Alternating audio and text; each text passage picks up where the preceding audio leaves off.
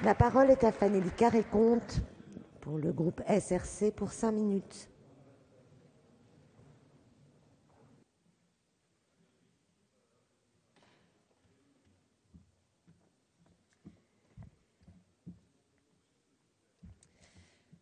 Madame la Présidente, Monsieur le Ministre, Monsieur et Madame les rapporteurs, chers collègues, je suis heureuse d'intervenir cet après-midi sur cette proposition de loi qui m'apparaît particulièrement importante.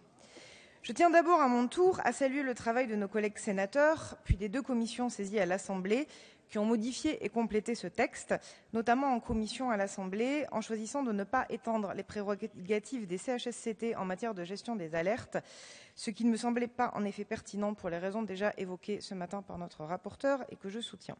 Ces enrichissements au texte, également témoins d'un travail collectif et constructif entre les groupes de la majorité, nous conduisent aujourd'hui à examiner une loi complète et équilibrée, marchant sur ses 2 pieds, le renforcement de la déontologie de l'expertise d'un côté et la protection des lanceurs d'alerte de l'autre. Je souhaiterais centrer mon intervention sur ce 2e pilier, celui des lanceurs d'alerte. Cette thématique m'intéresse car je crois qu'elle est non seulement une importante question sanitaire et environnementale, mais plus largement une question démocratique.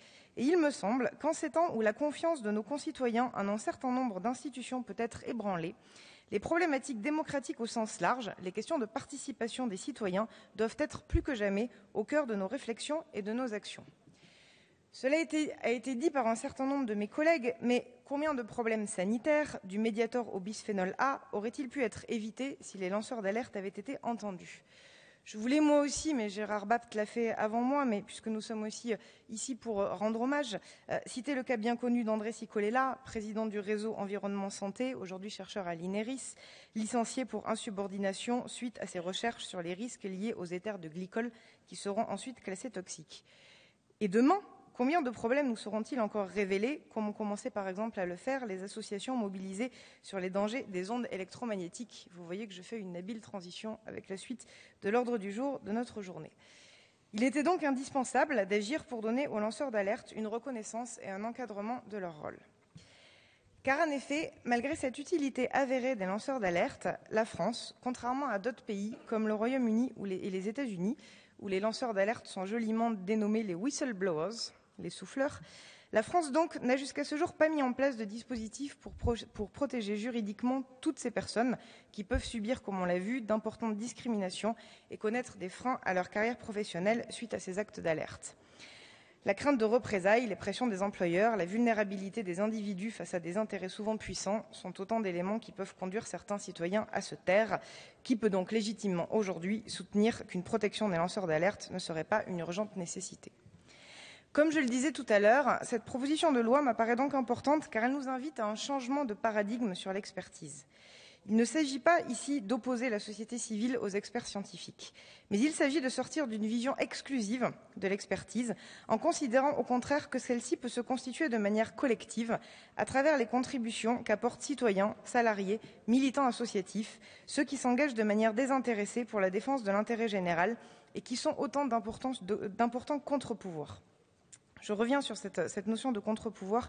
Il me semble vraiment important de créer un canal permettant de rendre l'attention portée aux alertes indépendantes de leur capacité à être relayées par tel ou tel média. Il me semble également important de développer ces contre-pouvoirs pour se prémunir des expertises toutes faites à mener par des lobbies dont nous parlait Catherine Lemorton ce matin, ou du rôle que jouent ces personnalités usant de leur notoriété ou de leur position d'autorité morale pour relayer des messages de lobbyistes. Je crois que Gérard Bapt y reviendra également tout à l'heure. Mais si nous parlons bien d'un texte équilibré, c'est parce qu'il ne s'agit pas pour autant d'ouvrir la voie à la diffamation, aux rumeurs infondées, au sensationnalisme. Ce texte prévoit au contraire explicitement l'intervention de la justice pénale en cas de mauvaise foi, d'intention de nuire ou de connaissance de l'inexactitude des faits dénoncés.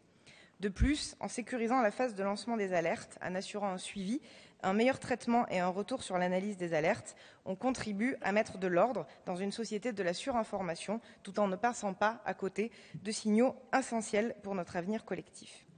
Un autre élément important pour finir de ce texte est de traiter des alertes dans le domaine sanitaire, mais également dans le domaine environnemental. Et je voudrais mentionner à ce titre la Charte de l'environnement qui a déjà été évoquée tout à l'heure, qui est un texte à valeur constitutionnelle et qui a érigé la protection de l'environnement comme devoir de chaque citoyen. Et je crois que ce texte s'inscrit aussi dans le cadre de cette Charte de l'environnement. En conclusion, je voudrais rappeler que nous devons le terme de lanceur d'alerte à des travaux sociologiques qui se sont intéressés à ce concept il y a 15 ans, sous la plume notamment de Francis Château-Renaud et de Didier Torny. De ce travail d'abord sociologique a ensuite émergé dans le débat public une problématique qui finit aujourd'hui par s'inscrire dans la loi, et je crois que cette trajectoire doit être également soulignée. La loi protégera désormais les lanceurs d'alerte contre toute atteinte à leur vie privée et professionnelle, tout en renforçant les processus d'examen et de contrôle des alertes. En ce sens, cette proposition de loi permet de renforcer la démocratie sanitaire et environnementale, et elle apparaît donc comme un progrès social très important. Je vous remercie. Merci.